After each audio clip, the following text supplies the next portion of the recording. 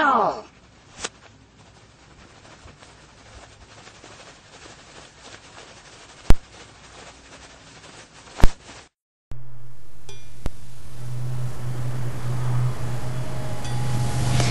Tämän hinnan elokuva on amerikkalainen salainen siirto. On psykiatri, joka pystyy tunkeutumaan ihmisten painajaisiin ja auttamaan heitä. Mutta sitten kuvaan astuu toinen psykiatri, joka pystyy samaan, mutta aiheuttaakseen tuhoa.